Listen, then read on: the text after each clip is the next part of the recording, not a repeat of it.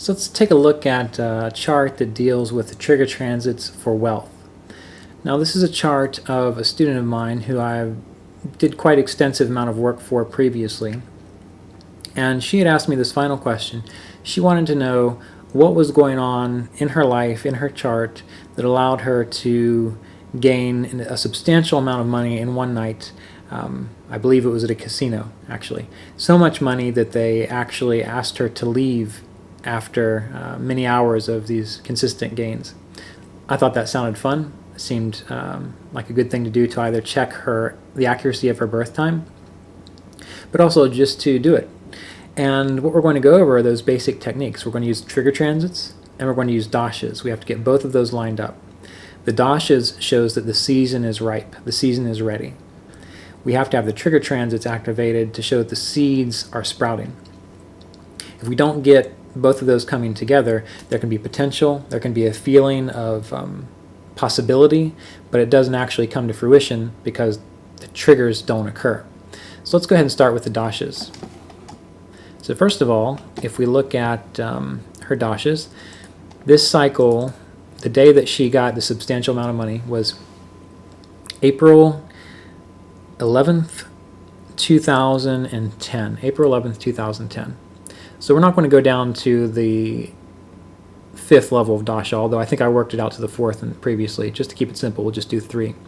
So between April 3rd, 2010 and June 22nd, 2010, she was in a Venus, Moon, Jupiter Dasha. Now, this is the first thing that tells me there's really strong possibilities towards gains. Why? Because Venus rules the 2nd house, a house of wealth and resources. Venus rules the 9th house, which is a house of good fortune. So we've got the umbrella, the possibility of this occurring. Next, she's in the moon cycle. The moon rules the 11th house, another house of gains, another house of good fortune and possibility. But it's gains primarily, financial gains and enjoyment. And then we have moon, I'll skip the moon Jupiter thing here for a moment. And then we have Jupiter activated. Jupiter is the natural karaka of wealth, the natural karaka of gains. So we have to consider all the possible meanings of the planets. And it's in an angle. It rules the 4th house as well, which is good.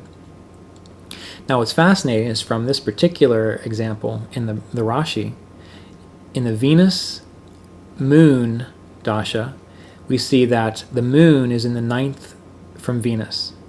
So this is one other way we have to look at Dashas, not just in regards to the fact that Venus rules these houses or the moon rules these houses, but where are the sub-period lords in relation to the actual planet. So it's good just by its very nature, but now we have the moon in the 9th from Venus. And then when we go into the Jupiter cycle, we have Jupiter in the 9th from the moon. So all these 9th house good fortune activations coming on. We look at the 2 important charts for wealth and resources, the 2nd divisional chart and the 4th divisional chart. Same thing, these are both exactly the same. We both have Virgo ascendants, Venus ruling the 2nd and the 9th. Venus is in the 2nd and Venus is in the 9th in both these charts. The moon rules the 11th in both these charts, except now the moon goes into an angle. All right. So now the moon's in an angle. Not an angle, a trine. A moon is in a trine here in Capricorn, which is a good position. Planets in angles or trines and Vargas, they give things more readily, more easily. Jupiter owns the 4th, Jupiter owns the 7th. Good position. So from there, we've got this confluence in regards to the particular Vargas. What we want to use now are the transits. So we've seen that the season is ripe. The season is very ripe. This is why people don't get great gains very often, because how often do you see you have the 2nd, 9th, 11th, 7th, and 4th house lord activated, and they're all in a trine from each other? Not very often. But when you do find that, that's an excellent time, especially when the Dashas line up. So let's go ahead and look at the trigger transits. And I'll go ahead and remove my image here. So trigger transits. This is the day, April 11th, 2010. Remember that with trigger transits, we're using Bhava cusp lords. We're using natural indicators, such as Jupiter, the indicator for wealth. we're using the lords of the houses within the Rashi. Venus ruling the second house and the ninth, fortune and gains. We need to have some self factors involved. What's a self factor? Well, Mercury is the ruler of the first. That's a self factor for this chart. And why is that? Because we have to have things coming together. So the ruler of the second, which represents finances, when it comes together with the lord of the first, that's the body coming in contact with the wealth. So by transit out in the sky, we need to see that happen, which is happening here in the ninth house, Venus in its own sign with Mercury. Now, we need to look at some other things too. We have Jupiter, the natural karaka of wealth. It's hard to see here because the moon's over top of it as well, but this is Jupiter, is aspecting both Venus and Mercury in the birth chart. Remember, the inner wheel is the birth chart, the outer wheel is the transits. So not only is Jupiter, the natural karaka of wealth, aspecting the self-indicator Mercury and the indicator for finances in the birth chart, but in the sky by transit, both Venus and Mercury are coming together. So that in itself is enough to give this kind of great gain, along with the Dashas. But we need to look at it in the Vargas. So we've already looked at the Hora. In the Hora, Mercury rules the first, Venus rules the second and the ninth. It's coming together right up here.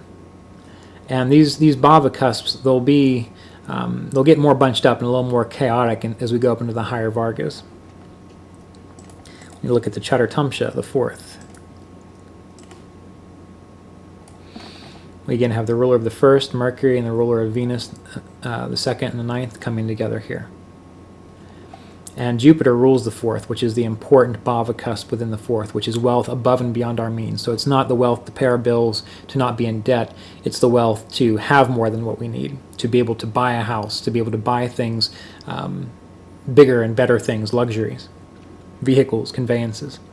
So Jupiter, as we have seen, is also Rashi aspecting the self factor and the wealth factor. So we have confluence there. Look to the higher Vargas.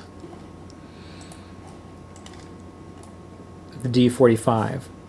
D45, Jupiter rules the second and the ninth. And the fourth, I believe, is right there as well. So Jupiter rules all of these. Jupiter is still aspecting this. And we have to see that Jupiter is aspecting the ascendant. So that helps. Next, we'll look at the Shashtyamsha. We have Mercury ruling the second, Jupiter ruling the fourth. So these are the important ones.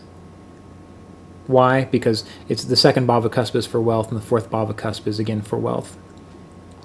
So Jupiter and Mercury, again, they're getting aspected, one from the natal position, from the transit to the natal position, and then again we have the self factor coming together with Venus up here. So we use these Vargas to really dial it in. If we hadn't seen all of these play out through all of the Vargas, she probably would have gotten something, felt very fortunate, felt very good about her finances or what she was getting at that time, but it wouldn't have been as extreme as making so much money that the casino asks you to leave. So the bigger things in life we have to follow through the appropriate Vargas, and we also have to follow them through the higher Vargas. The higher Vargas are what allow us to be very precise with experiences, but these are also the things that we use to rectify a chart to dial it in down to the minute and to the second, which is tedious and it takes a lot of time. Now with these kinds of techniques, it's extremely hard, it's extremely complicated. I remember when I first learned it, I thought, this is ridiculous. There's just so much to consider. The natural karakas, the changeable karakas, the house lords, the bhava cusp lords. It seemed like everything indicated everything else. And it was overwhelming. And what's best is to practice this on things that... what's best is to practice this on events that you already know have happened. Get 3 or 4 events, big events within your life. And this might also encourage you to rectify your chart. Try to find these trigger transits in line with the dashas. Once you get comfortable with that, you'll do a better job at prediction. And even then, it is very complicated. It takes a lot of work to tease through all of these things.